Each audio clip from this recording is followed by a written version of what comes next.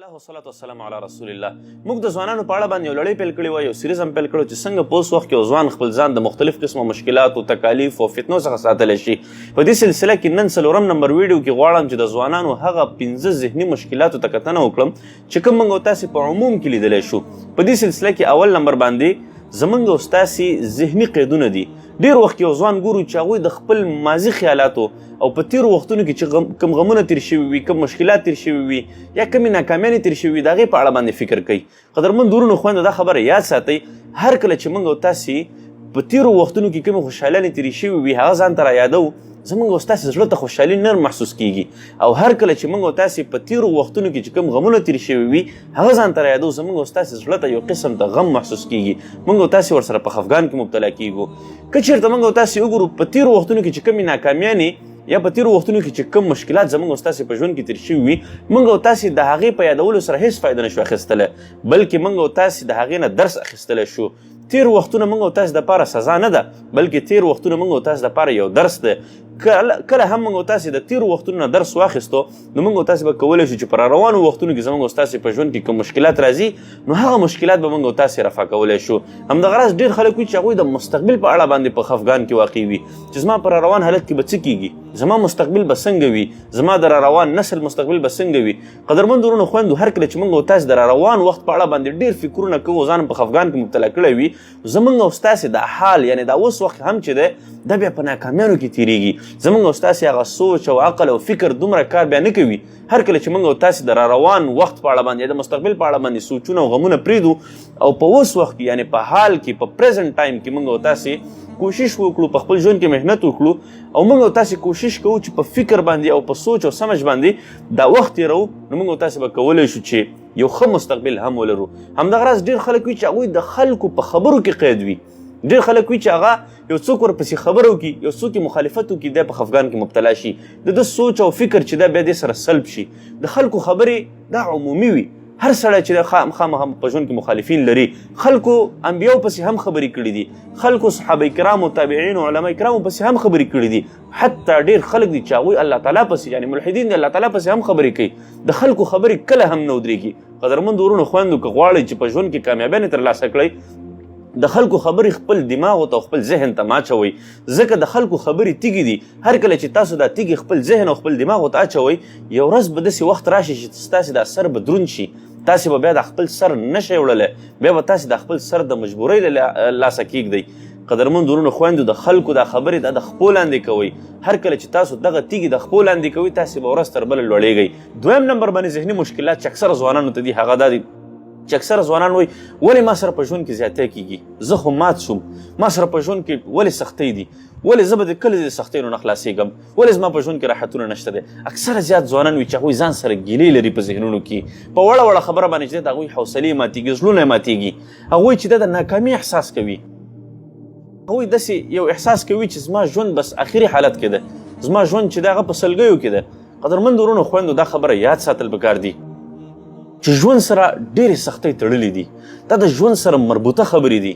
کله به ته په ژوند کې چې دی د کور د طرفه چې دی د فشار ښکار شي، په تا باندې به فشار راوړل شي، کله به د ټولنې د فشار لاندې راځي، کله به چې دی تا ته په ژوند کې خپل نږدې دوستان بدل شي، کله به په ژوند کې اقتصادي حالت سره خراب شي، غریب به شي، فقر به په تا باندې راشي، کله به په تا باندې چې د ژوند کې قرضونه راشي، مشکلاتو سره به مخ شي، کله به د یو څوک د بدنامولو کوشش وکړي، کله به د یو څوک د بهتانونو کوشش وکړي چې په تا باندې بهتانونه تړي. دا ټول د ژوند سره تړلې خبرې دي. کله هم داسې مه کوئ چې زر ماتېږئ یا زر حوصله بایلئ. کله ناکله به داسې شي چې مسافري به په تا باندې راشي، یوازې به شي بالکل. کله ناکله به در باندې مرضونه راشي، کله به در باندې یو آفت راشي، یو بل مشکل به په تا باندې راشي. دا ټولې د ژوند سره تړلې خبرې دي. هر کله که ته غواړې چې په ژوند کې یو کامیاب انسان شي د دې ټولو مشکلاتو سره به ته مقابله کې.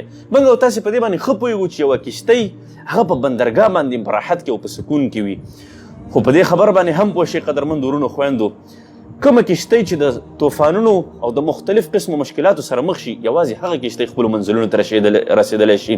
قدرمند ورونو خویندو، همدقسې موږ او تاسې هم په خپل ژوند کې غواړو چې راحتونه وي، خو هر کله چې موږ او تاسې په خپل ژوند کې د طوفانونو او د مشکلاتو او د څپو سره نه یو مخ شوي، موږ او تاسې خپلو منزلونو ته نشو رسېدلی. د خپلو منزلونو او اهدافو ترلاسه کولو دپاره لازمه خبره دا ده چې په خپلو راحتونو باندې به جبر کوئ. په تیر تاریخ کې تاسې وګورئ، که هغه په مسلمانانو کې او په غیر مسلمینو کې، هغوی په خپل ژوند کې کوششونه کړي، جدوجهد کړي. رسول الله صلی الله علیه وسلم زموږ او ستاسو تر ټولو یو بهترین رهبر و. دغه ژوند تاسو وګورئ، هغه په خپل ژوند کې قید تیر کړی، هغه په خپل ژوند کې د خلکو بهترینو سختې تېرې کړي دي، هغه په خپل ژوند کې هجرتونه کړي دي، هغه په خپل ژوند کې د دښمن د طرفه مختلف قسمه ګواښونه تېر کړي دي، هغه په خپل ژوند کې نور مشکلات، دغه ملګري چې دی په هغې باندې پابندیان لګېدلي دي، د هغوی په ملګرو باندې قیدونه لګېدلي دي. رسول الله صلی الله علیه وسلم په سر باندې مشرکینو او د مشرکو سردارانو انعامونه ایښي دي.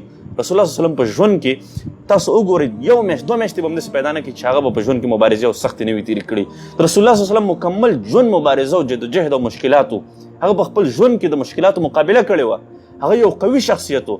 نو قدرمن ورونو خویندو، که چېرته موږ او تاسې هم غواړو چې په اوس وخت کې د مشکلاتو مقابله وکړو، د سختیو مقابله وکړو، باید چې موږ او تاسې په استقامت سره اوسیږو، هر قسم حالت سره موږ او تاسې اوسیږو. هر کله چې ستاسې مخې ته یو مشکل راشي، د مشکل ته وایې، د مشکل ځان ته مخاطب کوي چې راځه ما او تا مقابله کوو، ته به ما راپرځې که زه به تا راپرځوم. د مشکل ته د ژوند یوه حصه په حیث باندې ګورئ. هر کله چې تاسو د ژوند مشکلاتو ته اضافي څیز او د خپل ځان سره زیاتې او د ظلم په حیث باندې ګورئ، دا مشکل به په تاسې باندې نور هم درنیږي. نو دویم نمبر باندې بهترینه طریقه دا ده، بهترینه خبره دا ده چې خپل ځان سره او خپل ذهن سره همیشه دپاره په استقامت کې اوسیږئ او د مشکلاتو مقابله کوئ. قدرمن ورونو خویندو، دریم نمبر باندې غټ مشکل چې په اوس وخت کې اکثره ځوانانو ته پیښ دی، هغه متاثره کیدل دي. اکثره ځوانان داسې وي چې هغه د برانډډ شیانو نه متاثره کیږي، د نورو خلکو نه متاثره کیږي، د ظاهري خلکو ظاهري بڼه وګوري، د هغې نه متاثره شي. کله هم موږ او تاسې ګورو چې قوي شخصیتونه زر نه متاثره کیږي. سټرانګ پرسنالټیز، د ښه شخصیت خاوند، د قوي ذهن او د قوي فکر خاوند چې دی، هغه کله هم ژر نه متاثره کیږي. هغه فکر کوي په یو څیز کې، هغه فکر کوي په یو کار کې. موږ او تاسې ګورو په اوس وخت کې اکثره ځوانان وي چې د هغوی د ژوند غټ مقصد دا وي چې زه د یو غټ آیفون، یو لیټسټ ورجن آیفون، او زه چې دی لمبرګیني موټر، او زه چې دی بس د یو فلمي اکټر په شان چې دی زه روان یم، ما سره د پروټوکول یو ملګري دي او مجلسونه دي او ها هو دي. د اکثره ځوانانو دا خواهشات دي. وجه څه شی ده؟ وجه دا ده چې اکثره ځوانان د فلمونو دې شیانو متاثره شوي، بس د موبایل ته خپله ټوله زندګي ویلي، یو موټر او یو شی بل شی، دې شیانو ته خپله ټوله زندګي ویلي. دا زندګي چې ده د یو څو مادیاتو نه متاثره شوي، دا ذهن د یو څو مادیاتو نه متاثره شوی وي. نو ځکه چې د اکثره ځوانانو موږ او تاسې شخصیتونه ګورو، دا ټیک ټاک په دې سوشل میډیا باندې موږ او تاسې ګورو چې اکثره ځوانان وي خپل شخصیت تباه کولو دپاره چې دی قدم په قدم مخکې روان وي. او وجه څه شوي؟ وجه دا وي چې دوی د وړوکي څیز نه متاثره کیږي. ډېر زیات ځوانان وي چې هغوی د یو چا ظاهري بڼې ته وګوري، ډېر زیات ځوانان وي چې هغوی د یو څو تنظیمونو شعارونو ته وګوري، د هغې نه متاثره شي. کله هم داسې نه دي په کار. همیشه دپاره سټرانګ پرسنالټیز چې دی، هغه د مادیاتو دې شیانو نه متاثره کیږي. هغوی همیشه دپاره په فکر کې فکر کوي چې د یو چا فکر، د یو چا صلاحیت، د یو چا استعداد څومره دی، زه په کوم ځای کې خپل ځان مصرف کړم، په کوم ځای کې خپل وخت مصرف کړم، کوم ځای کې خپل فکر او خپل احساس او خپل هغه استعداد مصرف کړم. څلورم نمبر چې دی، هغه د ځوانانو د راروان وخت او د مستقبل په اړه باندې متزلزل کېدل دي چې زه په راروانو وختونو کې کوم فیلډ ته لاړ شم، کومې رشتې ته لاړ شم، زه کوم فیلډ ووایم، زه کوم رشته ووایم. اکثره ځوانان وي چې هغه وایي، ما ته مور وایي چې ته طبیب شو، پلار راته وایي چې ته انجینر شه. زه اوس حیران یم چې څه شی ویم. بعضې خلک وایي چې هغوی د راروانو وختونو دپاره، د راروان فیلډ او رشتې دپاره اقتصاد معیار ټاکي چې د کوم فیلډ زیات سکوپ دی، د کومې رشتې زیات سکوپ دی چې په راروانو وختونو کې زما اقتصادي حالت ورسره ښه شي. څوک وایي چې زه طبیب شم نو زه به ورسره زر مالداره شم، څوک وایي چې زه انجینر شم نو زه به ډېره زر پیسه پیدا کړم، څوک وایي چې زه به یو دولتي چارواکی شم، زه به ډېره زر پیسه پیدا کړم. قدرمن ورونو خویندو، که چېرته تاسو خپلو اهدافو سره او د راروان ژوند سره صادقه یاست، نو قطعا په دې بنیادونو باندې فیصله مه کوئ. د خپل مستقبل دپاره او د یو فیلډ یا د یوې رشتې یا د یو میدان د انتخاب دپاره همیشه دپاره خپل ځان ته وګورئ چې زما کوم فیلډ سره شوق دی، زما کومې رشتې سره شوق دی. زه د طب میدان سره که زما شوق باید چې زه طب ته لاړ شم، که انجینري سره زما شوق باید چې زه انجینري ته لاړ شم. که ستا څومره لوړې نمرې راوخیږي د طب په میدان کې او ته طب ته کامیاب شي، ته بیا هم باید چې انجینري ووایې. ځکه که ته روان په طب کې او شوق د انجینري سره یې، ته بیا نه طب سم ویلی شي او نه به انجینر شي. قدرمن ورونو خویندو، همیشه دپاره خپل شوق ته ګورئ، او که خپل شوق مو نوی مثال د خبرې، بیا شوق باید چې تاسو یو میدان ته برابر کړئ او خپل هغه پیشن چې کوم د خپل ټیلنټ او استعداد باید چې تاسو په سمه لاره کې وکاروئ. دا به بیا داسې شي چې په روان وخت کې مثال د خبرې ستا د طب سره شوق دی یا انجینري سره شوق دی، دې انجینري کې به بیا ته نه ستړی کېږې، دې کې به بیا ستا زړه همیشه دپاره د کوشش او د جدوجهد او مبارزې دپاره غواړي چې ته همیشه دپاره په انجینري کې محنت وکړې. تا ته به بیا الله تعالی په دې کې عزت درکړي، په دې کې به الله تعالی تا ته بیا شهرت درکړي، په همدې میدان کې به الله تعالی تا ته بیا اقتصاد هم ښه کړي. پنځم نمبر باندې د ځوانانو یو مهم سوال چې اکثره ځوانان مانه کوي، هغه دا دی چې زه خپل ذهن څنګه تیز کړم، زما د حافظه څنګه قوي شي. ډېر خلک وایي چې هغوی د بادامونو او چهارمغزونو دا شي نه خوري بیا هم ذهن نه تیزېږي. قدرمن ورونو خویندو دا خبره یاد ساتئ چې زمونږ او ستاسې د ذهن چې کوم دی د نیورون زمونږ او ستاسې د فکر او د ذهن د برین دماغ او دا چې کوم فزیکي وجود دی دا په چهارمغزو او په بادامو باندې دا قوي کېږي. البته زمونږ او ستاسې د حافظه چې کومه ده دا ګوره په چهارمغزو او په بادامو په دې شیانو باندې نه قوي کېږي، دا په استعمال باندې قوي کېږي چې څومره تاسو دا زیات استعمالوئ دونه به ستاسو د حافظه زیاته قوي وي.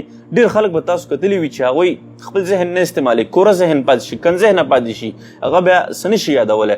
او کوم خلک چې تاسو وګورئ اکثره د علما تاسو وګورئ یا د زاړه ډاکټران ګورئ چې زیات عمر والا ډاکټران وي هغوی په ډېر زیات عمر وي د هغوی او بیا هم چې د هغوی یو کتاب مطالعه کوي هغه مطالعه ټوله په ذهن کې ناسته وي. وجه څه شی وي؟ وجه دا وي چې هغه علما کرام یا هغه ډاکټران چې دی هغه په ژوند کې د خپل ذهن ډېر زیات مصروفه ساتلی وي، د خپل ژوند د ذهن زیات استعمال کړی وي ځکه د دوی ذهنونه ښه وي. او که چېرته موږ او تاسې د ذهنونه استعمال نه کړو همدا ګریسبن ځان سره قبرونو ته ویسو نو بیا زموږ او ستاسې د ذهن هېڅ فایده نشته دی. د ذهن د قوي کولو دپاره بهترینه لاره چې کوم ده د ذهن استعمال دی او د ذهن استعمال باید چې موږ او تاسې څنګه وکړو. د حافظې استعمال باید چې کم از کم موږ او تاسې په ژوند کې د 3 لفظونه نوي یاد کړو یا باید چې کم از کم موږ او تاسې د ورځې یو حدیث یاد کړو یا یو دعا یاد کړو یا په دنیوي میدان کې یو بله ژبه یاده کړو. دا به زموږ او ستاسې د حافظې دپاره او د ذهن دپاره یو بهترین څیز وي. یا مثال له خبرې موږ او تاسې چې دی په دیني علومو کې قرآن کریم یو څو آیاتونه موږ او تاسې یاد کړو دې سره به زموږ او ستاسې ذهنونه قوي کېدلی شي. واخر دعوانا الحمد لله رب العالمین.